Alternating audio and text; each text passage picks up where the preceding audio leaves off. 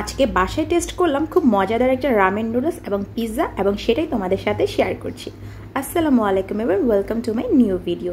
Last ব্লগে আমি বলেছিলাম যে আমি প্যান্টামার্ট থেকে 2 রকমের রামেন নুডলস অর্ডার করেছিলাম।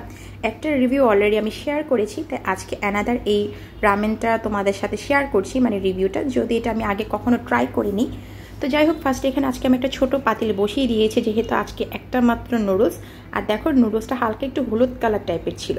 তো পানিটা উতরানোর পর এখানে আমি নুডলসটা দিয়ে দিয়েছি। তো এখানে দেখো 2 রকমের মানে মশলা পাওয়া যাবে। একটার মধ্যে তো সেই ঝাল রেড সসটা, আর আরেকটার মধ্যে একটা নতুন টাইপেরই সস ছিল, মানে একটা মশলা ছিল।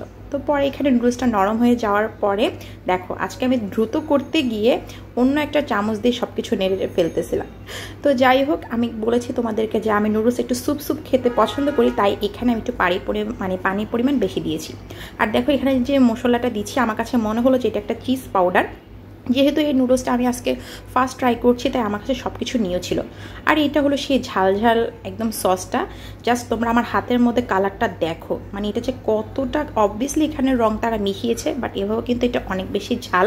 তো এখানে মশলাগুলো দেওয়ার পর দেখো এখন উতরাচ্ছে। তো বারবার বলছে যেহেতু আমি একটু মানে স্যুপ করে খেতে পছন্দ করি, তাই এখানে আমি পানির পরিমাণটা বেশি দিয়ে দিয়েছি। তারপরে আমি 2 দিন আগেই ফুড পান্ডা থেকে একটা পেজ থেকে মিনি একটা পিৎজা নিয়ে চলে এসেছিলাম। তো সেটা ফ্রিজিং করাই ছিল, আমার আর খাওয়া হয়নি। তো ভাবলাম সেটাও আজকে গরম করে ফেলি। তো প্রথমে এখানে আমি একটা পাতিলের উপর প্লেট বসিয়ে দিয়েছি, মানে স্টিলের যে প্লেট থেকে তার উপরে পিৎজাটা দিয়ে এটাকে গরম করে নিয়েছি। মানে মেনলি হলো এটা একটা বড় ছড়ানো বন পাউরুটির উপরে তারা বিভিন্ন রকম টপিং দিয়ে দিয়েছিল। বাট ওভারঅল মানে রিজনেবলের মধ্যে এই পিৎজাটাও অনেক বেশি মজাই কিন্তু ছিল।